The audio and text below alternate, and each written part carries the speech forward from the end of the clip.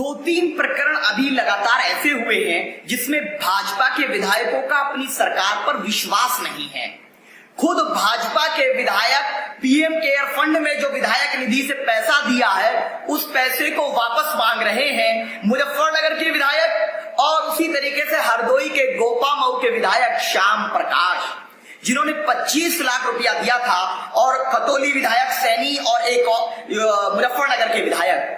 ये लोग कह रहे हैं कि जो हमने कोरोना की लड़ाई में प्रधानमंत्री केयर फंड में, पीएम केयर फंड में पैसा दिया वो हमें वापस दे दो, हमें विश्वास नहीं है, हम अपने क्षेत्र में लगाना चाहते हैं। दूसरी तरफ इनका एक विधायक कहता है कि मुसलमानों को से सब्जी ना लो। दो मानसिकताएं आ रही हैं। एक तरफ भाजपा और देश के प्रधानमंत्री श्री नरेंद्र मोदी जी और इनके भीष्म पितामह मोहन भागवत शेखों के ट्वीट के बाद, गल्फ कंट्रीज के दबाव के बाद ये तो बोल दिए कि 138 करोड़ लोगों को एक साथ लड़ना है।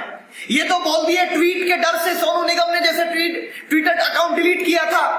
ये तो बोल दिए कि इस लड़ाई में अगर कोई एक व्यक्ति गलत करता है तो पूरे समूह या समुदाय को गुनाहगार नहीं मानना चाहिए। लेकिन उनके विधायक मानने के लिए तैयार नहीं है।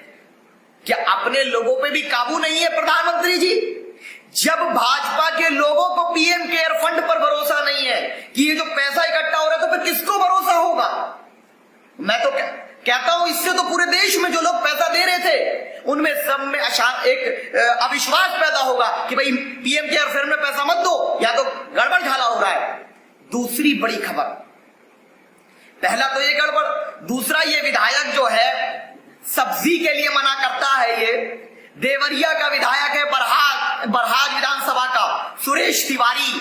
अरे बेगैरत, क्या हमारा जरिया आया हुआ तेल से गाड़ी में भी इस्तेमाल नहीं करेगा? कहां तक बचेगा बाबू? हो सकता है कि जो कपड़े तेरे बदन पे है उसको बुनने वाला, बनाने वाला भी कोई मुसलमान हो, कोई दलित हो, कोई पिछड़ी जाति का हो। ये कौन सी मानसिकता है प्रधानमंत्री जी? या राष्ट्र आपदा में यही सिखा रहे हैं आप? क्या मुख्यमंत्री जी आप विधायकों से बात करके यही सिखा रहे हैं? और मेरठ में एक अजीबोगरीब और जाहिलाना आदेश जारी किया गया जिसमें जमातियों का अलग से डेटा मांगा गया। बीमारों को भी, मरीजों को भी इस राष्ट्र आपदा में बांट दोगे आप? और आज जो बात है ना, ये डंके की चोट पर काम की बात कर रहा हूं। प्रधानमंत्री जी करते हैं मन की बात, मैं कर रहा हूं काम की बात। देश के अंदर प्लाज्मा डोनेट करने वालों को कोरोना वॉरियर कहा किसी ने?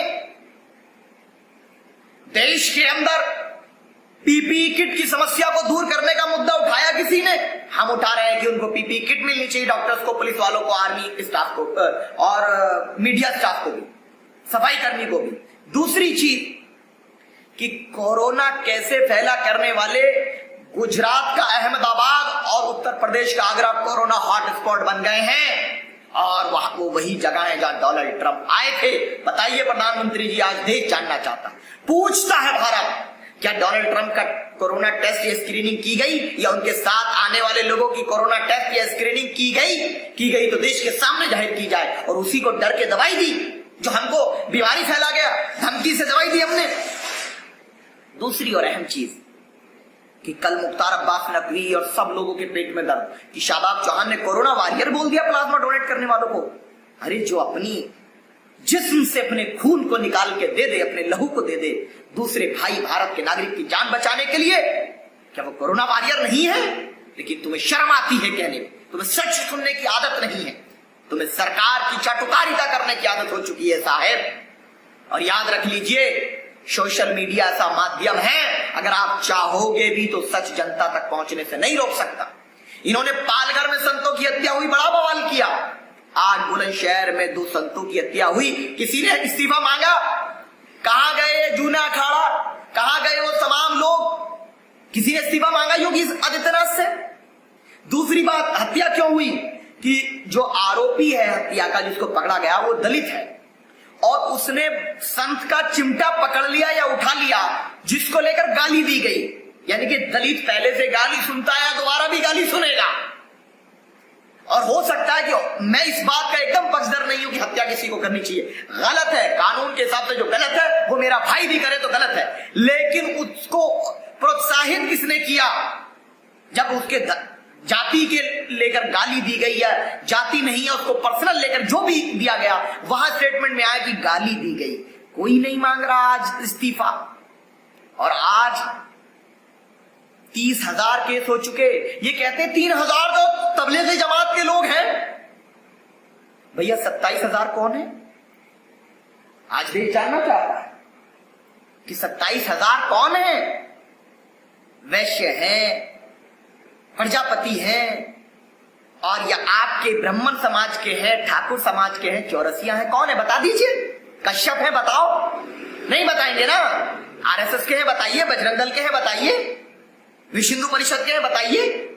और सब्जी वालों को पीटा जा रहा, गरीबों को मार रहे हो। अरे बायकॉट करने वालों, अगर वाकई में तुम असल में तुम्हें हमसे इतनी नफरत है तो पहले तो यह तय कर लो कि जो खून डोनेट होकर के आ रहा है कौन लेगा कौन नहीं लेगा। दूसरा ये तय कर लो कि आज के बाद मैं साइकिल से चलूंगा, मैं गाड़ी नहीं इस्तेमाल करूंगा, क्योंकि गाड़ी और मोटरसाइकिल में और फ्लाइट में ईंधन लगता है और ईंधन गल्फ कंट्रीज से आता है। कर दो, हम देखें तो सही तुम्हारे में हिम्मत। तुम खाली गरीब को गरीब से लड़ाना चाहते हो। खुद तुम खूब बिरयानी मुर्गा खाते हो, बड़े का खाते हो, छोटे का खाते हो, और गरीब मजदूर को, बेसहारा को, अति पिछड़े लोगों को लड़ाते हो।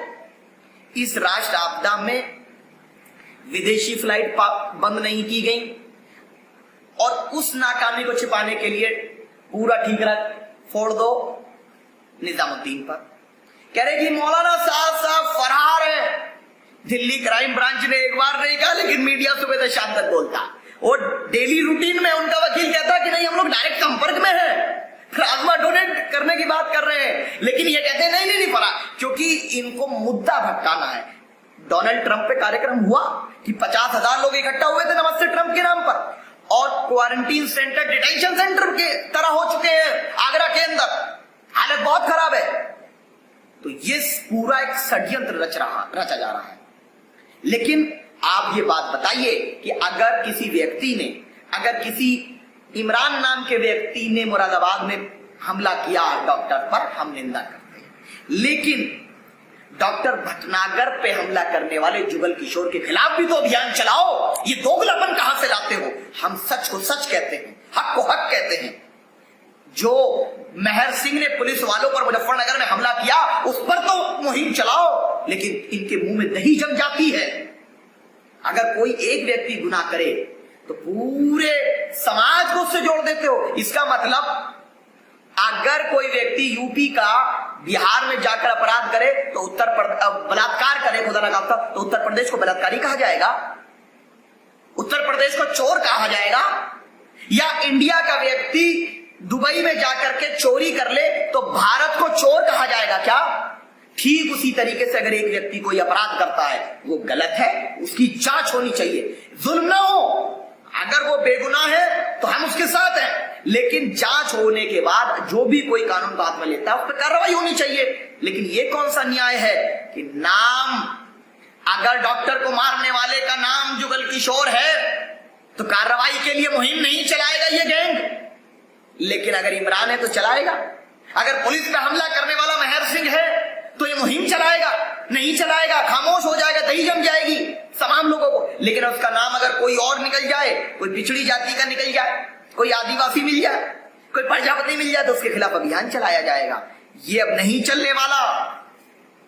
तुम्हारी इस तमाम दोगली राजनीति का खुलासा किया जाएगा, और हम लोग, भारत के लोग, किसी को प्रमाण नहीं देंगे अपनी देशभक्ति का। और अगर तुम्हें बहिष्कार करने वाले बनते हैं ना विधायक, सुन ले, चैलेंज कर रहा है शादाब चौहान, हम मानवता की बात करते हैं। अगर कोई हिंदू भाई मेरे इलाके में आकर के अंगूर बेचेगा, केला बेचेगा, मुझे कोई आपत्ति नहीं, क्योंकि मैं मानवता पे विश्वास करता हूं। लेकिन अगर तुझे वाकई में तुझे अगर नफरत है तो कल से गाड़ी से चलना छोड़ दे, फिर हम देखते हैं तेरी औकात और हैसियत। तो होता कौन है? तेरी हैसियत क्या है? प्रधानमंत्री जी, जोकरों को समझाओ, देश के दुश्मन है ये खतरनाक जलील दुश्मन है देश के, इनके खिलाफ आप बोलिए। और ये आदेश जो ला रहे हैं ना धर्म के नाम पे बांटने का, ये चलने वाला नहीं है। हम भारत के लोग आपसे सवाल करेंगे जहां आप गलत करोगे। लॉकडाउन का पालन करते, कानून का पालन करते, स्वीकार है, लेकिन पीपीई किट का सवाल करते रहेंगे नरेंद्र मोदी जी। डोनाल्ड ट्रंप के कार्यक्रम का सवाल करते रहेंगे कि कोरोना हॉटस्पॉट बन गए अहमदाबाद और आगरा, उसके लिए जिम्मेदार कौन है, जांच होनी चाहिए। क्या डोनाल्ड ट्रंप की वजह से कोरोना आया? विदेशी फ्लाइटों पर फरवरी में पाबंदी क्यों नहीं लगाई गई? ये सवाल पूछते रहेंगे, ये सवाल पूछना बंद नहीं करेंगे। और संतों की हत्या, अफसोस ना के, लेकिन मॉब लिंचिंग पे हमें उतना ही दुख है जितना अखलाक अफरदुल की मौत पर था। हम सच के साथ हैं, इंसाफ के साथ हैं, और पीस पार्टी का लक्ष्य, हमारा मकसद हर व्यक्ति को न्याय मिले। लोग कहते हैं कि हम उसके साथ, हम उसके साथ, हम फला आदमी के साथ नहीं। अगर जुल्म डॉक्टर भटनागर पे होगा तो डॉक्टर भटनागर साहब के साथ पीस पार्टी खड़ी है, कोरोना वॉरियर के साथ खड़ी है, न्याय के लिए खड़ी है। सीए में अन्याय करने का प्रयास किया सरकार ने, हम न्याय के लिए खड़े हुए। जहां जहां अन्याय होगा, जुल्म होगा, वहां हम न्याय के लिए खड़े होंगे, ये वादा है। नहीं रोक सकता कोई जब तक हमारी रगों में खून दौड़ता रहेगा। पीस पार्टी, डॉक्टर अयूब साहब और पीस पार्टी के तमाम लोग, जब तक हमारी रगों में खून दौड़ता रहेगा, जब तक हम देश की एकता और अखंडता के लिए, जब तक देश के संविधान की रक्षा के लिए, जब तक भारत के सामाजिक ताने बाने की रक्षा के लिए, जब तक हम समाज में नफरत का जहर घोलने वाले बौद्धिक आतंकवादियों के लिए, आइडियोलॉजिकल टेररिज्म फैलाने वालों के लिए, संबित पात्रा जैसे झूठे ट्वीट करने वालों के खिलाफ अभियान चलाते रहेंगे। हम डरने घबराने वाले नहीं हैं। हाँ, बेशक तरीका संवैधानिक रहेगा, क्योंकि पीस पार्टी जो काम करती है संवैधानिक तरीके से करती है। कोई काम गैर कानूनी न करती है, न करने की सलाह देती है। बेशक कानून सर्वोपरि होना चाहिए। जय हिंद।